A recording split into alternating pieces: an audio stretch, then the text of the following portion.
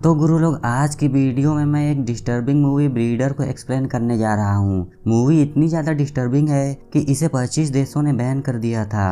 तो चलिए मूवी की कहानी पर आते हैं। तो मूवी के शुरू होते ही हमें एक कपल को दिखाया जाता है, जिसमें से लड़की का नाम मिया होता है। उसका पति थॉमस सो रहा होता है। तो थॉमस के कंप्यूटर पर कोई मेल आती है। जब मिया उस नोटिफिकेशन को खोलकर देखती है तो उसके अंदर किसी डॉक्टर की तरफ से एक मैसेज होता है, जिसमें कि एक पिक्चर होता है। उस पिक्चर में किसी की बॉडी के ऊपर 14K लिखा होता है। वो उस डॉक्टर ने थॉमस को इसलिए भेजी थी क्योंकि मिया के पति थॉमस उसके अंडर काम किया करता था। उसके बाद थॉमस की आंख खुलती है। फिर वो डॉक्टर से बात करने लगता है। उसे किसी फैक्ट्री के बारे में पूछ रहा होता है। तो वो डॉक्टर कहती है, फैक्ट्री के बारे में बातें मत करो, और इस बात को यहीं खत्म कर देती है। थॉमस उससे कहता है कि आप मेरे घर आ जाओ, यहाँ मिलके बैठ के बातें करते हैं। उसी दौरान मिया भी वापस आ रही होती है, जो कि जॉगिंग पर गई हुई थी। तो रास्ते में उसे एक लड़की दिखाई देती है जो कि रशियन थी, और उसकी गोद में एक बच्चा भी था। मिया उस लड़की से बातें करने लगती है।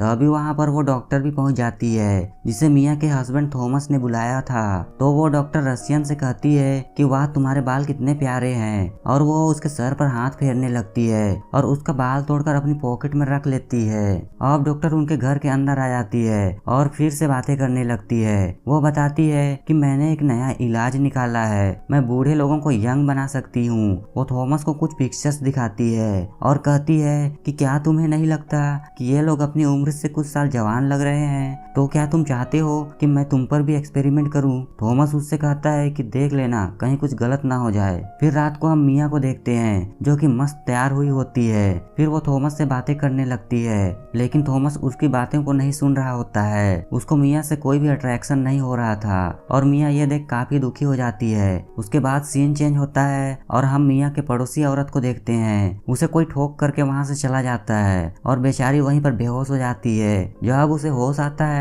तब वो देखती है कि उसके पास 2 आदमी हैं, जिन्होंने उसे किडनैप कर लिया है, और वो लोहे को गर्म करके उसकी बॉडी पर लगाते हैं और कोई निशान बनाते हैं। लेकिन वो रशियन लड़की जैसे तैसे करके अपनी जान बचाते हुए वहाँ से बाहर आ जाती है और वहाँ से भागने लगती है। असल में इस रशियन लड़की को वो लेडी डॉक्टर ने ही किडनैप करवाया था।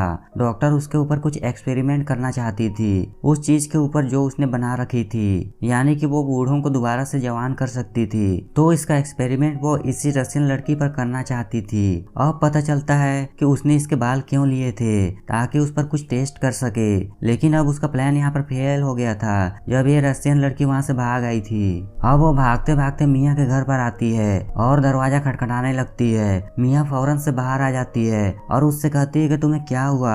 उसकी खराब हालत देखकर वो उसे हॉस्पिटल ले जाने के लिए तैयार हो जाती है। लेकिन तभी वहाँ पर थॉमस आ जाता है और कहता है कि मैं इसे हॉस्पिटल लेकर जाता हूँ। थॉमस इस तरह से कह के रशियन लड़की को अपने साथ ले जाता है, ये कहते हुए कि मैं इसे हॉस्पिटल लेके जा रहा हूँ। मिया को भी थॉमस पे भरोसा था, तो वो उन दोनों को भेज देती है। लेकिन उसको क्या पता था कि थॉमस भी उसी डॉक्टर के साथ मिला हुआ है। और थॉमस उस लड़की को अपनी गाड़ी में बिठा लेता है और ड्राइव करने लगता है। काफी देर हो जाता है लेकिन हॉस्पिटल नहीं पहुंचता है। तो अभी अचानक से वही फैक्ट्री आती है जिसके बारे में मिया का हस्बैंड बोल रहा था। वो अपनी गाड़ी फैक्ट्री के बाहर रोकता है और तभी वहाँ पर वो किडनैपर्स आ जाते हैं, जो कि कुछ लड़कियों को किडनैप करके ले जा रहे थे। फिर थॉमस उस डॉक्टर से मिलता है और कहता है कि आखिर कब तक तुम लड़कियों को किडनैप करती रहोगी, सिर्फ अपने एक्सपेरिमेंट के लिए? तुम तो इसमें कोई पैसे भी इन्वेस्ट नहीं करती हो, क्योंकि जो भी एक्सपेरिमेंट वो डॉक्टर करती थी उसके पैसे थॉमस ही देता था, और हो सकता है कि मतलब के लिए उस डॉक्टर ने उसको अपने साथ रखा हो। तो वो कहने लगती है कि तुम्हें कोई प्रॉब्लम है, मैं किसी पर एक्सपेरिमेंट करूं तो?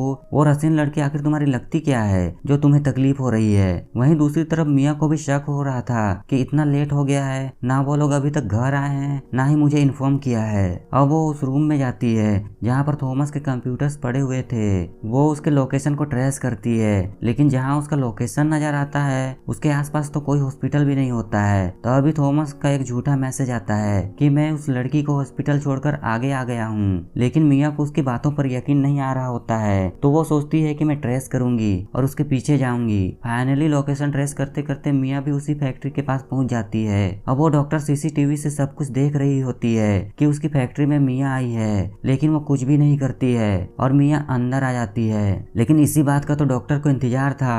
वो अपने 2 साथियों को बुलाती है। वो वो उनसे कहती है कि मिया को उस रूम में बंद कर दो। इस फैक्ट्री की सबसे बड़ी बात यह थी कि एक बार जो उसके रूम में कैद हो गया वो कभी अपनी मर्जी से बाहर नहीं जा सकता था।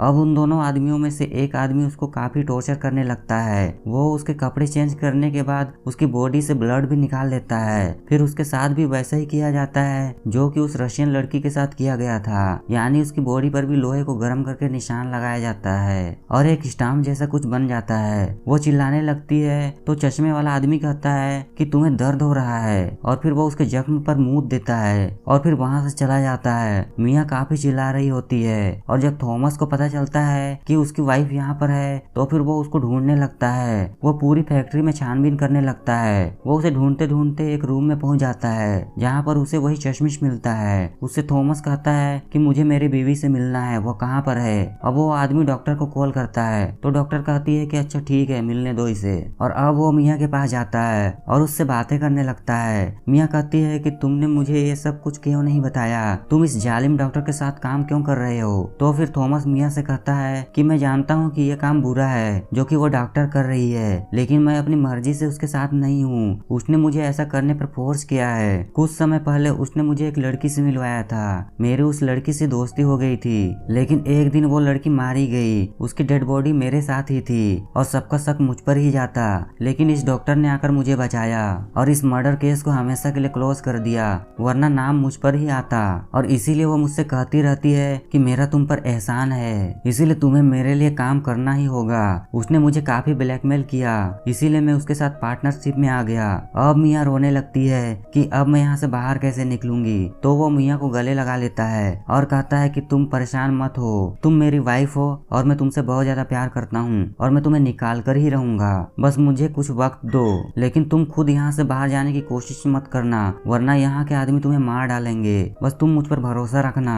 मिया काफी दुखी हो जाती है और इस तरह रात भी हो जाती है। तभी मिया को लगता है कि जैसे उसके रूम के बाहर कोई है, उसे आवाजें आने लगती है और जब वो अपने रूम से बाहर देखती है तो वो रशियन लड़की होती है जो कि मिया से मिलने आई होती है। वो मिया से मदद मांग रही थी, पर मिया अब क्या मदद कर सकती है। उसके सामने ही डॉक्टर के आदमी उस लड़की को मार डालते हैं। फिर हम थॉमस को देखते हैं जो कि सीधा डॉक्टर के पास जाता है। उससे कहता है कि तुम्हारा एक्सपेरिमेंट कहाँ तक पहुँचा।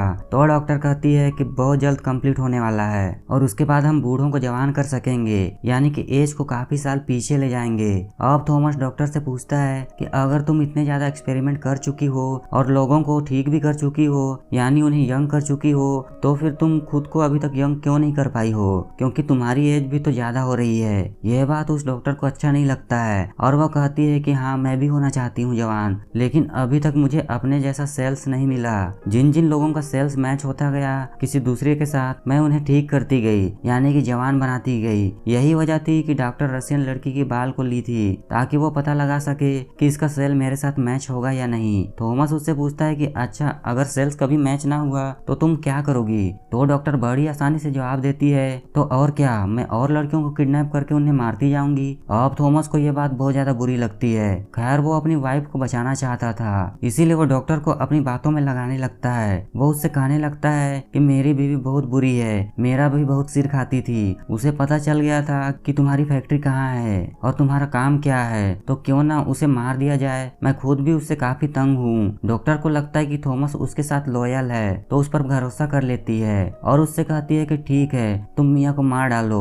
अब थॉमस अपनी वाइफ के पास जाता है और उसे फ्री करवा देता है। फिर वो दोनों लिफ्ट की तरफ भागने लगते हैं। अब तक तो थॉमस को भी एहसास हो चुका था कि वो डॉक्टर कितने बुरे काम कर रही है, लेकिन जैसे ही वे लोग लैब से बाहर निकल रहे होते हैं तो डॉक्टर के लोग उन दोनों को देख लेते हैं। मिया तो वहाँ से भाग जाती है और एक गाड़ी में बैठ जाती है, लेकिन थॉमस को वे लोग पकड़ लेते हैं। उतनी ही देर में हम देखते हैं कि डॉक्टर को एक बात पता चलती है कि उसके साथी ने लास्ट नाइट जो मिया का ब्लड सैंपल लिया था, उसके सेल्स डॉक्टर के साथ बिल्कुल मैच कर गया था। वो सबको ऑर्डर्स देती है कि मिया को वापस लेकर आओ, लेकिन उसे पता चलता है कि मिया तो भाग गई है। तो वो कहती है कि मिया किसी भी हालत में मुझे चाहिए, वरना मैं तुम सबको मार डालूंगी। अब वो सब मिया को ढूंढने लगते हैं, लेकिन वो तो छुप गई होती है और जल्दी वहाँ से भागने का प्लान कर रही थी। फिर डॉक्टर के आदमी मिया को ढूंढ लेते हैं। डॉक्टर उसके साथ बहुत ज्यादा बुरा सलूक करती है, उसे बहुत बुरी तरह से ट्रीट करती है। वो उसके प्राइवेट पार्ट में कुछ डाल देती है और फिर उसे बेसमेंट में ले जाया जाता है जहाँ पर बहुत ज्यादा लड़कियां होती हैं। उन सबकी हालत बहुत ज्यादा खराब थी। अब डॉक्टर उसकी बॉडी से कुछ न्यू सेल्स लेती है जिसे कि वो बूढ़े लोगों की बॉडी में इंजेक्ट करके उन्हें जवान बनाना चाहती थी। वहाँ पर मिया की नजर एक केबिन में जाती है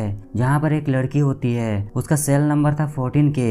ये वही लड़की थी जिसके बारे में थॉमस ने उसे बताया था कि वो मर गई थी और उसी लड़की के बारे में बोल बोल के डॉक्टर थॉमस को ब्लैकमेल किया करती थी। यह लड़की असल में जिंदा थी। वो लड़की अब मिया को बताती है कि डॉक्टर ने मुझे काम करने के लिए बहुत ज्यादा पैसा दिए थे कि मैं एक्टिंग करूं कि जैसे मैं मर गई हूं, पर मैं नहीं जानती थी कि इन सब के पीछे उनका क्या इंटेंशन था और बाद में उसने मुझे भी कैद कर लिया। अब वहाँ पर एक और लड़की होती है जिसके कान में बहुत ज्यादा दर्द हो रहा होता है और वो बेचारी दर्द से चिल्ला रही होती है। तभी वहाँ पर डॉक्टर का एक आदमी आता है। वो बुरे तरीके से उसके कान को उखाड़ देता है। फिर वो और ज्यादा चिल्लाने लगती है क्योंकि उसे बहुत दर्द हो रहा होता है और उसका खून भी आने लगता है। तो वो आदमी उस लड़की को मारता है और उसके होंठ में स्टेपलर मार देता है। ये सीन देखने में बहुत ज्यादा डिस्टर्बिंग है।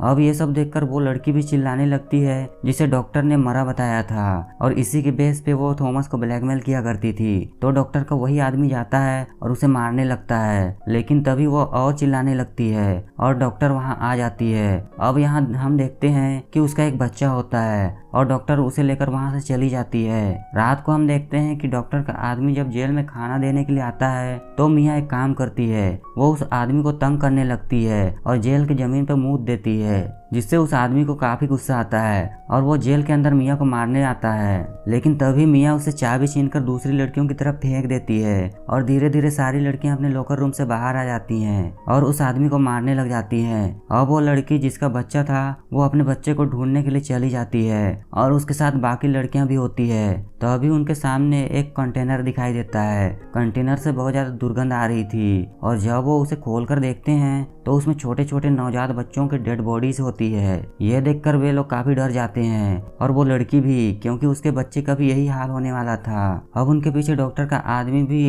पड़ जाता है, लेकिन रास्ते में उसे थॉमस मिलता है और उन दोनों में काफी फाइट होने लगता है। डॉक्टर का आदमी थॉमस को मारने ही वाला होता है कि तभी वहाँ पर मिया आ जाती है और वो उस आदमी को मारकर अपने हस्बैंड को बचा लेती है।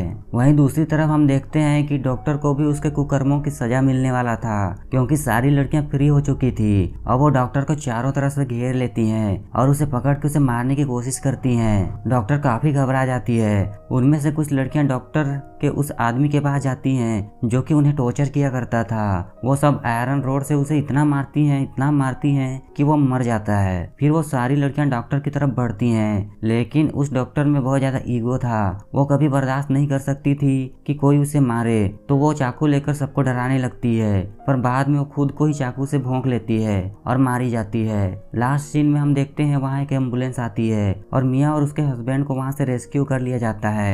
बाकी सब लड़कियां भी वहाँ से बाहर आ जाती हैं। अब मिया और उसके हस्बैंड खुशी खुशी रहना शुरू कर देते हैं और इसी के साथ ये मूवी यहीं पर एंड हो जाती है। और आज की वीडियो में सिर्फ इतना ही। आशा करता हूँ दोस्तों आपको ये एक्सप्लेनेशन पसंद आया होगा। अगर हाँ तो प्लीज़ इस वीडियो को लाइक और चैनल को सब्सक्राइब कर दीजिए। मैं मिलता हूँ आपसे नेक्स्ट एक्सप्लेनेशन वीडियो पर। तब तक के लिए बाय।